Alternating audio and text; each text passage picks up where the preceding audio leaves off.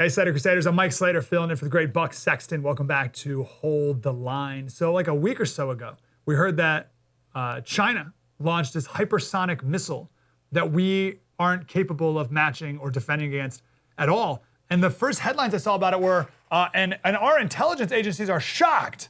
And I thought, what are you talking about? Brandon Weichert told us about this months ago. He wrote a book about it last September, Winning Space. How America remains a superpower. Brandon Weichert. Brandon, how are you, brother? I'm all right. How are you? Thanks for having me on. Of course, you were definitely not shocked that they were able to successfully test this hypersonic missile. We talked about it months ago. So tell us how fast these things are, how much better they are than what we are currently capable of matching or defending.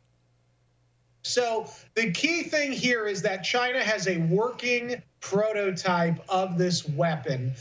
They are able, with this advanced hypersonic wind tunnel, they have the most advanced hypersonic wind tunnel in the world in Beijing. They're able to test bigger hypersonic weapons for far longer than what the Americans or even the Russians can do. So already they had a leapfrog on us in terms of testing capability. Now they've taken that capability of testing and they've applied it to the real world, and now they have an actual working version of this weapon, whereas the U.S. military's version, they just tried to do a launch a week ago, and it was mixed results, to say the least. The booster phase was kind of a failure. The rest of it worked somewhat. But needless to say, we're coming from behind now. And this is not a position you want to be in, especially right now when tensions between Beijing and Washington are at the highest they've been probably in 40 years. And China now also, with this new weapons capability, they have what's known as economies of scale. They have the ability to mass produce anything they want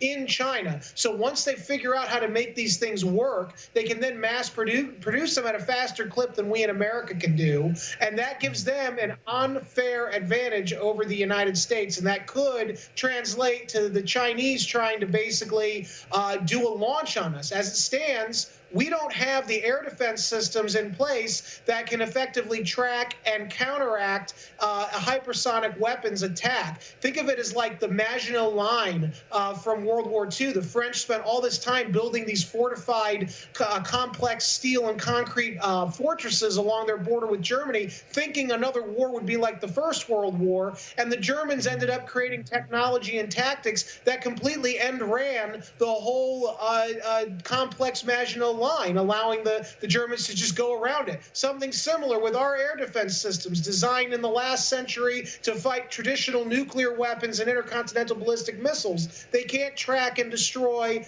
the Chinese hypersonic systems, which go faster and they can move in any direction, whereas our systems that are defensive are aimed at protecting against the east-west line of attack. The polar, north-south or south-north, we can't track or defend against very well.